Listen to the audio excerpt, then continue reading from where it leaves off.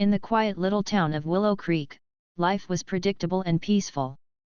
The streets were lined with neatly trimmed lawns, colorful flower beds, and houses that all seemed to match in style.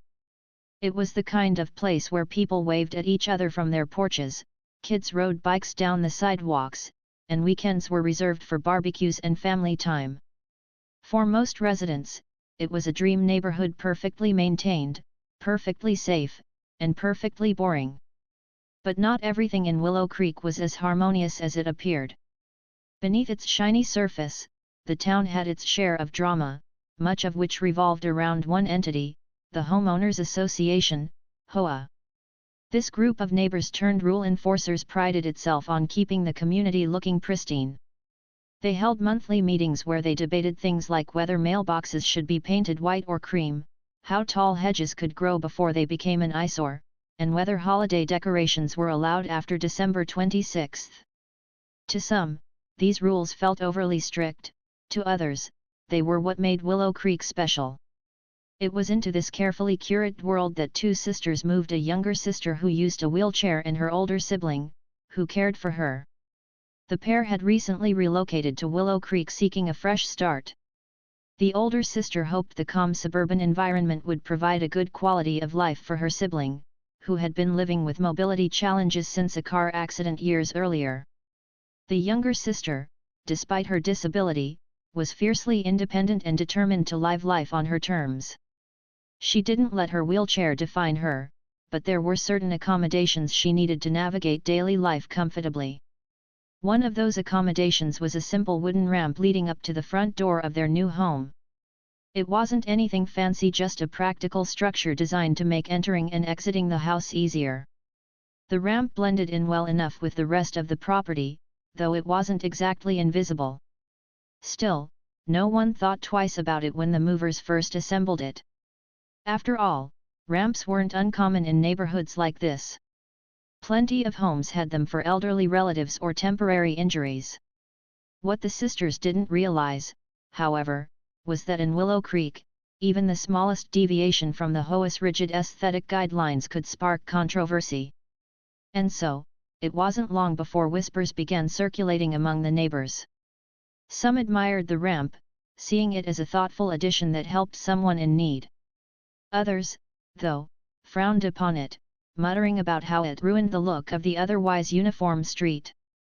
These complaints eventually made their way to the ears of the HOA board, a group known for taking even minor infractions very seriously. The HOA president, a man named Richard, was particularly vocal about the matter. He saw the ramp as a direct violation of the community's covenants, which explicitly stated that any exterior modifications required prior approval. To him, the fact that the ramp had been installed without permission was unacceptable. Never mind that it served a vital purpose for someone with a disability. In Richard's eyes, rules were rules, and exceptions couldn't be made, not even for something as important as accessibility. As the days passed, tension simmered beneath the surface. The older sister tried to ignore the curious glances from neighbors walking by, while the younger sister focused on settling into their new routine. But both women knew trouble was brewing. They just didn't know yet how big that trouble would become or how far-reaching the consequences would be. Unbeknownst to almost everyone in Willow Creek, the younger sister wasn't just another resident trying to blend in. She was actually the governor of the state, a position she had worked tirelessly to achieve. Despite her high-profile role, she preferred to keep her political career separate from her personal life. She wanted to be treated like anyone else, not as someone whose title might grant her special treatment.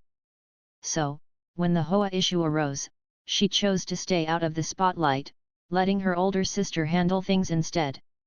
Little did anyone know, this decision would soon lead to a clash between power, pride, and principle, a story that would ripple far beyond the borders of Willow Creek and capture the attention of the entire state. But for now, the stage was set. The peaceful facade of the neighborhood was about to crack wide open, revealing the fault lines hidden beneath its polished exterior. The first sign of trouble came on a crisp autumn morning. The older sister stepped out onto the porch to grab the newspaper and found an envelope tucked under the doormat. It was official looking, with the logo of the Willow Creek Homeowners Association printed neatly in the corner. She opened it cautiously, already sensing what it might say. Sure enough, inside was a sternly worded letter informing her that the wheelchair ramp at their home was in violation of the HOA's rules. They called it an unauthorized modification and demanded its removal within 30 days. She sighed deeply, folding the letter and tucking it into her pocket. This wasn't entirely unexpected.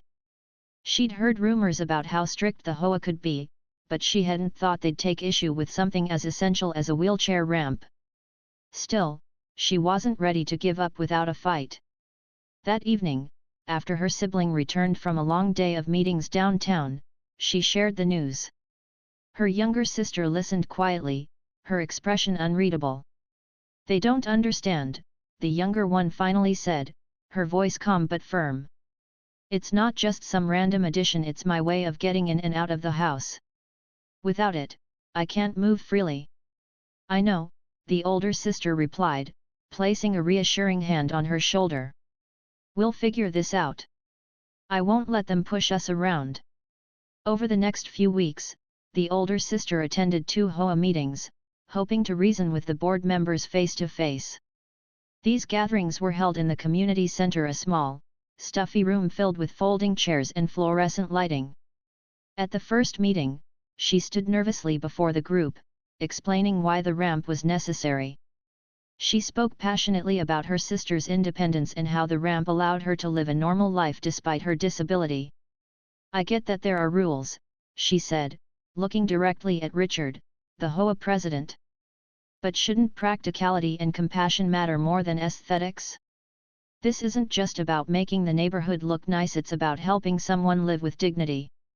Richard, a tall man with thinning gray hair and a clipboard perpetually in hand, didn't seem moved. He adjusted his glasses and cleared his throat before responding. "I sympathize with your situation," he began, though his tone suggested otherwise. "But we have guidelines for a reason. If we start making exceptions, where does it end? One person puts up a ramp, another adds a satellite dish, and soon the whole neighborhood looks like a patchwork quilt." His words drew murmurs of agreement from some members of the board, while others shifted uncomfortably in their seats, clearly unsure of what to think. The older sister tried again, appealing to their sense of fairness. "This isn't about bending the rules, it's about recognizing when a rule doesn't serve the people it's supposed to protect. My sister needs this ramp. Taking it away would hurt her ability to function independently." Despite her efforts, the board remained unmoved.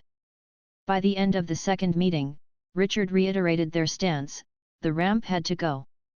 There was no room for negotiation. The older sister left the community center feeling defeated but resolved to keep fighting. Meanwhile, the younger sister continued going about her daily routine, though the looming threat of losing the ramp weighed heavily on her mind. She attended virtual conferences for work, met with colleagues, and even gave a speech at a local event, all while keeping her identity as governor hidden. She didn't want her title to overshadow the issue or make it seem like she was using her position to gain leverage. To her, this fight was about principle, not power. As the deadline approached, tensions in the household grew.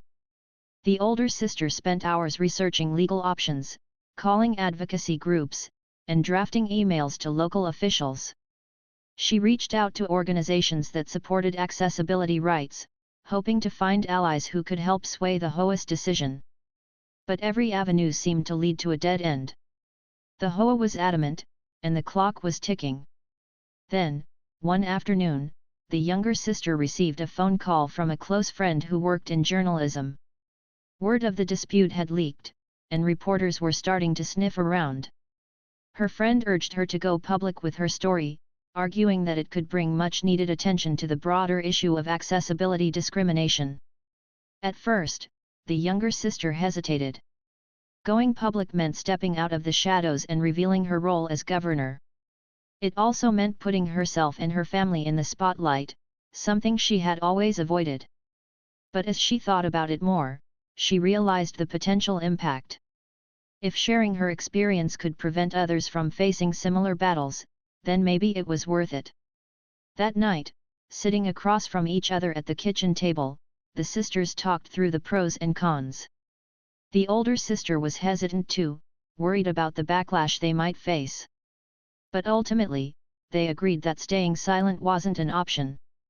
They couldn't let the HOA win not when so much was at stake.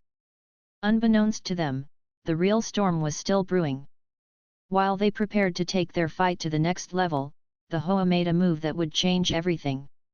On a chilly November morning, workers arrived at their house with heavy machinery, ready to tear down the ramp. What happened next would send shockwaves through the entire community and beyond. For now, though, the sisters focused on what they could control. They fortified their resolve, knowing that this battle was far from over. Little did they know, their quiet suburban life was about to become headline news. The morning started like any other in Willow Creek, quiet, uneventful, and crisp with the chill of early November. The older sister had left for work earlier than usual, hoping to get a head start on her day. Her younger sibling, the one who used the wheelchair, was still inside, settling into her routine. She had just finished a video call with colleagues when she heard a low rumble outside, followed by the unmistakable sound of heavy machinery revving up. At first, she thought it might be construction happening nearby. But as the noise grew louder, curiosity turned to dread. Peering out the window, she saw workers unloading tools from a truck parked in front of their house. One of them climbed onto a bulldozer, its massive arm looming over the wooden ramp that had become such an integral part of her daily life. Her heart sank. This wasn't just some misunderstanding or idle threat, it was really happening. The HOA had sent people to tear down the ramp without even giving them a final warning. Panic set in as she realized she was trapped inside the house. Without the ramp, there was no way for her to get out on her own. For someone who valued independence above almost anything else, this felt like a direct attack not just on her mobility, but on her dignity. She grabbed her phone and called her older sister, her voice trembling with anger and disbelief. "They're here," she said, trying to stay calm. "They're tearing it down right now." On the other end of the line, the older sister froze. She was miles away, stuck in traffic, unable to do anything but listen helplessly as her sibling described the chaos unfolding outside. "Call the police," she urged. "I'm coming home as fast as I can." But calling the police didn't stop the demolition. By the time officers arrived, the damage was already done. Splintered wood littered the yard, and the once functional ramp was reduced to rubble. Neighbors gathered on the sidewalk, some shaking their heads in disbelief, others snapping photos or recording videos on their phones. A few approached the workers, asking what was going on, but most stood silently, watching the scene unfold. When the older sister finally pulled into the driveway, her face flushed with fury, she found her sibling sitting on the porch, visibly shaken. Her wheelchair sat inside the doorway, useless without the ramp. The sight of it made her blood boil. She marched straight up to Richard, the HOA president, who had shown up to oversee the operation. "What is wrong with you?" she demanded, her voice sharp enough to cut through the hum of conversation around them. "How could you do this? You knew how important that ramp was." Richard, flanked by two workers, looked uncomfortable but unapologetic. "We gave you plenty of notice," he said stiffly, clutching his clipboard like a shield. "You ignored our warnings. Rules are rules, they apply to everyone." "Everyone," she shot back, her voice rising. "Even someone who needs that ramp to live independently? Is that what your precious rules are supposed to protect?" The argument drew a small crowd, including several neighbors who had been quietly critical of the HOA stance all along. One elderly woman stepped forward, her arms crossed. "This is ridiculous," she said, glaring at Richard. "What kind of community tears apart something that helps someone get around? Shame on you." Others began chiming in, their voices blending into a chorus of disapproval. For weeks, many had stayed silent, either too intimidated by the HOA or unsure of where to stand. But seeing the destruction firsthand and witnessing the distress it caused was enough to push them over the edge. Even some of the HOA's staunchest supporters looked uneasy, shifting awkwardly as the tide of public opinion turned against them. Meanwhile, word of the incident spread quickly. A neighbor uploaded a video of the bulldozer demolishing the ramp to social media, and within hours, it went viral. Comments poured in from across the country, with thousands condemning the HOA's actions. Local news outlets picked up the story, sending reporters to Willow Creek to investigate. By evening, the quiet suburb had become the center of a national debate about accessibility, compassion, and the limits of authority. Back at the house, the sisters tried to process what had happened. The younger one, though visibly upset, refused to let herself fall apart. Instead, she focused on the bigger picture. "This isn't just about us anymore," she told her older sibling. "It's about every person who's ever been told they don't belong because of their disability. We can't let this slide." Her words struck a chord. Together, they decided it was time to take action not just for themselves, but for everyone who had faced similar battles. They reached out to disability advocacy groups, shared their story with trusted journalists, and began preparing for a press conference that would shine a spotlight not only on the HOA's actions but also on the broader issues of accessibility discrimination. As night fell over Willow Creek, the neighborhood buzzed with tension. Neighbors whispered behind closed doors, debating whether the HOA had gone too far. Meanwhile, Richard and his board members scrambled to contain the fallout, issuing vague apologies and promising to review their policies. But deep down, they knew it was too late.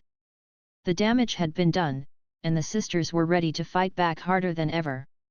Little did anyone realize, this was only the beginning.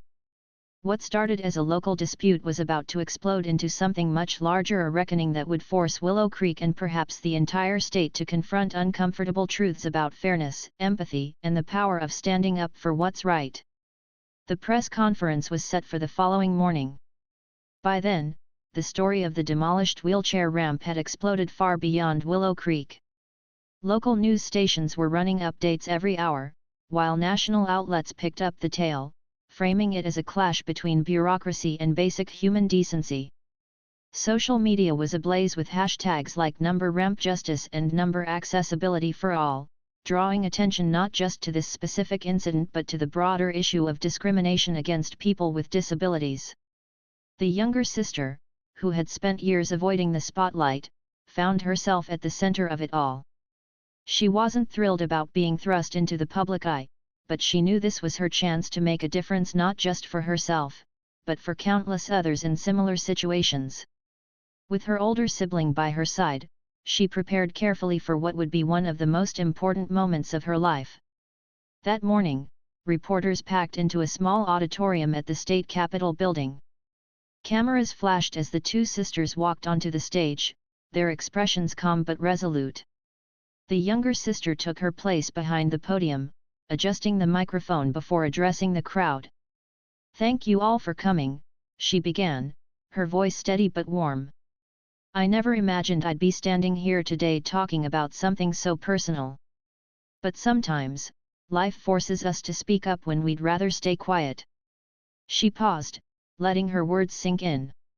Then she continued, sharing her story from the beginning, how she and her sibling had moved to Willow Creek seeking a peaceful new start, how they'd installed the wheelchair ramp out of necessity, and how the HOA had responded with hostility instead of understanding.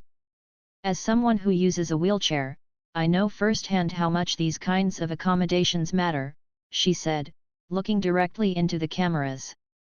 "They're not luxuries, they're lifelines. Without them, we lose our independence, our dignity, and our ability to fully participate in society." Her tone shifted slightly as she addressed the HOA's actions. "What happened to me isn't just an isolated incident. It's part of a larger pattern of failure to prioritize accessibility and inclusion. And it's unacceptable." The room fell silent as she revealed her identity as the governor of the state. Gasps rippled through the audience, followed by murmurs of disbelief. Many of the reporters present hadn't realized the woman speaking was the same person leading their state government. "I chose to keep my role out of this initially because I wanted the focus to remain on the issue itself," she explained. But now, I think it's clear that we need to have a serious conversation about accountability. As governor, I oversee funding allocations for projects across the state, including infrastructure improvements for communities like Willow Creek. When organizations like the HOA put aesthetics above accessibility, they're not just hurting individuals, they're undermining the values we claim to stand for. Her remarks drew applause from the crowd, but she wasn't done yet. Turning to face the cameras, she announced a bold plan: legislation aimed at protecting people with disabilities from discriminatory practices by homeowners associations and similar entities. The bill would require HOAs to consider accessibility needs alongside aesthetic concerns and impose penalties for violations. This isn't about revenge or punishment, she emphasized. It's about creating a world where everyone has the opportunity to live with dignity and respect. No one should ever have to fight this hard just to exist in their own home. By the time she stepped away from the podium, the impact of her words was undeniable. Reporters scrambled to file their stories, while social media lit up once again with praise for her courage and determination. Calls flooded into the governor's office, urging lawmakers to pass the proposed legislation quickly. Even opponents of the bill struggled to find fault with its intent, knowing that opposing it outright would paint them in a deeply unfavorable light. Back in Willow Creek, the fallout hit hard and fast. Richard, the HOA president, issued a groveling apology during an emergency board meeting, calling the demolition of the ramp a miscommunication and promising immediate reforms. But his words rang hollow, especially after footage surfaced of him defending the action just days earlier. Public trust in the HOA evaporated almost overnight, leaving the organization scrambling to salvage its reputation. Several board members resigned in shame, citing personal reasons, while others distanced themselves from Richard's leadership. A petition circulated among residents demanding his removal as president, gathering hundreds of signatures within hours. Neighbors who had previously stayed silent came forward to share their own frustrations with the HOA's rigid policies, further eroding its authority. Amid the chaos, the sisters received an outpouring of support from both inside and outside the community. Strangers sent letters and messages of encouragement, while local businesses offered to help rebuild the ramp free of charge. One contractor even showed up unannounced with materials in tow, insisting that he couldn't stand idly by while injustice went unchecked. For the younger sister, the overwhelming response was both humbling and empowering. "This isn't just our fight anymore," she told her sibling one evening, as they sorted through stacks of emails and cards. "It's proof that people care, that change is possible if we're willing to stand together." Her older sibling nodded, smiling despite the exhaustion etched on her face. "You've always been stubborn," she teased gently. "But maybe that's exactly what the world needs right now." As the dust began to settle, the sisters turned their attention to the future. The HOA promised to install a new, permanent ramp, one designed to meet accessibility standards and blend seamlessly with the neighborhood's aesthetic. It was a small victory, but a meaningful one. More importantly, the incident sparked conversations that extended far beyond Willow Creek, inspiring communities across the state to re-evaluate their own policies and priorities. For the first time in weeks, there was a sense of hope in the air. The battle wasn't over, but the tide was turning, and the sisters knew they had played a crucial role in making that happen.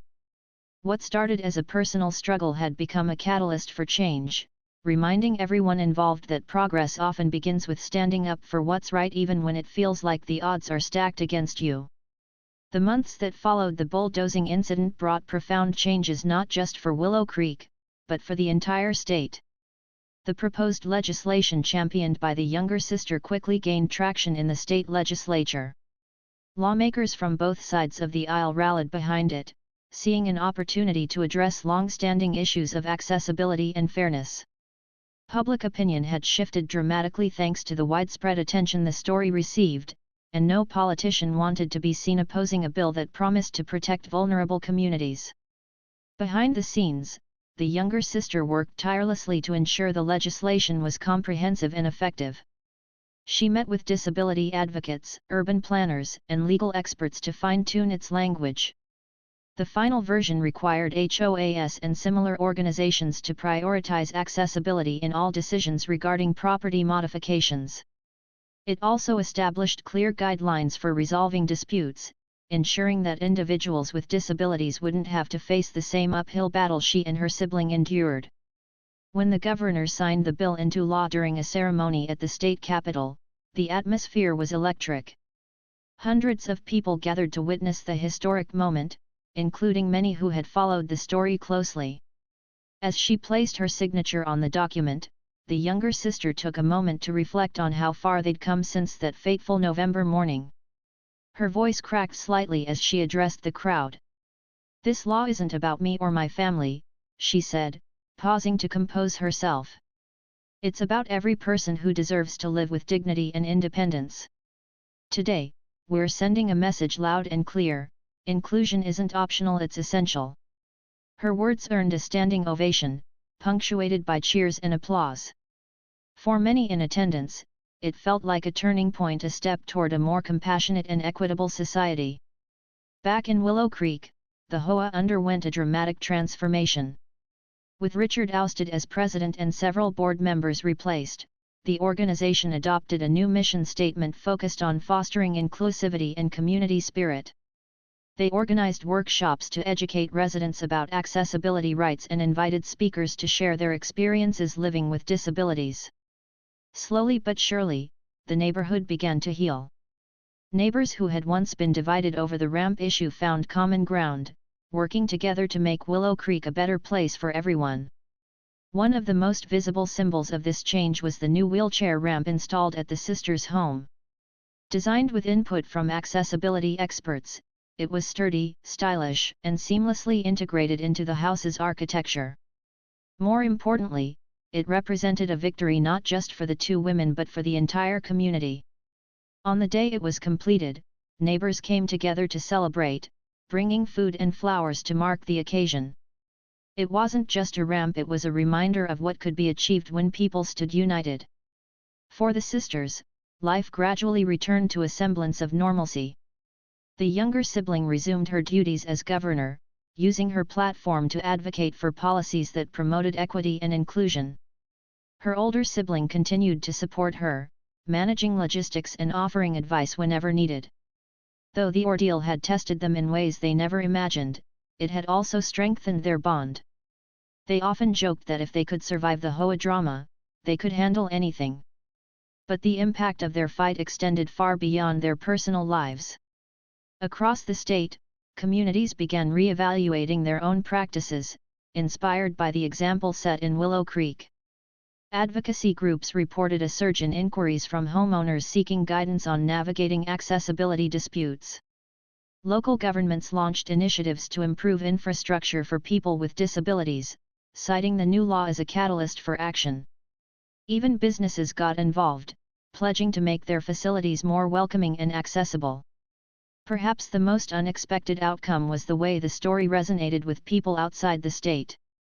News outlets nationwide covered the journey of the two sisters, highlighting their resilience and determination. Countless individuals reached out to share their own struggles with inaccessible environments, thanking them for shining a light on an issue that often went unnoticed. Some even credited the sisters with giving them the courage to speak up about injustices they'd faced. In interviews, the younger sister always emphasized that the real heroes were the everyday people fighting for change in their own corners of the world. "I didn't do this alone," she would say. "There are thousands of others out there advocating for the same things: accessibility, dignity, respect. This is their victory as much as it is mine." As time passed, the events in Willow Creek became part of local lore, a cautionary tale about the dangers of prioritizing rules over humanity, but also a hopeful reminder of the power of perseverance. The sisters remained humble, choosing to focus on the work still ahead rather than dwell on past accomplishments. They knew the fight for equality was far from over, but they also believed that progress was possible one step, one ramp, one policy at a time. Years later, when visitors drove through Willow Creek, they might notice something different about the neighborhood. The streets were still lined with neatly trimmed lawns and colorful flower beds, but now there were subtle signs of adaptability: ramps leading up to porches, widened sidewalks, and curb cuts designed for wheelchairs. These small changes spoke volumes about the community's evolution, proof that even the most rigid structures could bend toward justice when pushed hard enough. And while the sisters eventually moved on to new adventures, leaving Willow Creek behind, their legacy endured. Their story served as a beacon of hope for anyone facing seemingly insurmountable odds, a testament to the idea that sometimes, standing up for what's right can spark a chain reaction, transforming not just one life, but countless others. In the end, it wasn't just about a ramp. It was about proving that compassion and understanding could triumph over indifference, and that, perhaps, was the greatest victory of all.